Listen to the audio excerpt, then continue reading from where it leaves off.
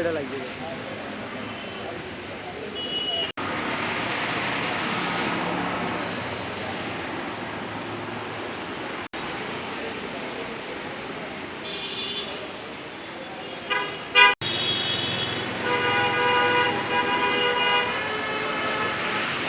আমি কালকে 4 তারিখ সকাল 9টা বাজে আমি টেক্সটাইল সিরিয়াল দিছিলাম, রাতে 3টা বাজে আর গ্যাস পাই নাই।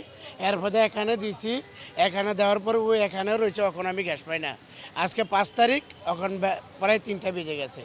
আমি 4 তারিখ রাত্রে 9টা দিছি, মানে 5 তারিখ দিনে 3টা বাজে, এখন আমি গ্যাস পাচ্ছি না। প্রায় 10 দিন ধরে এই সমস্যায় ভুগতেছি এবং আপনার এটা কোনো ধরনের এখনো সমাধানের কোনো পথে আসে নাই। তো এই 10 দিন ধরে না, আজকে দেখছি আজকে গ্যাসও নাই। আমরা গতকাল রাত্রে মনে হয় 2 ঘন্টার মতো গ্যাস পেয়েছিলাম। ওই 2 ঘন্টারে যা ছিল গাড়ি, সিএনজি বাস, ওগুলো নেওয়ার পরে বন্ধ, এবং এইভাবে চলতেছে আজকে প্রায় 5-6 দিন ধরে এইভাবেই চলতেছে।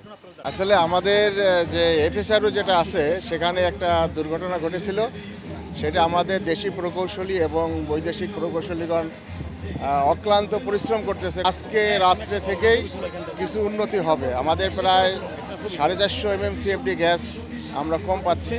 সেটা হয়তো আংশিকভাবে, এখানে 2টা ছিল, বয়লার ছিল, তার মধ্যে একটা বয়লার হয়তো বা চালু হয়ে যাবে আজকে থেকেই, সন্ধ্যা রাত্রে থেকেই।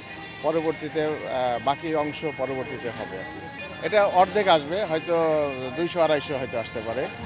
এটা আসলে আমাদের আরেকটা প্রতিষ্ঠান এটা নিয়ে কাজ করতেছে। আমরা শুধু তো পাইপলাইনের মাধ্যমে চট্টগ্রাম অঞ্চলে গ্যাস সরবরাহ কার্যক্রম চালু রাখছি, কিন্তু যারা যে এফএসআরও বা গ্যাস ট্রান্সমিশন করতেছে, এফএসআরও করতেছে আরপিজিসিএল এবং ট্রান্সমিশন কোম্পানি জিটিসিএল, এরা ট্রান্সমিট করেছে। আমরা আনোয়ারা থেকে গ্যাস গ্রহণ করি আর কি। আমরা এখন দিতে পারতেছি প্রায় 200+ এরকম আমরা এখন সরবরাহ করতেছি।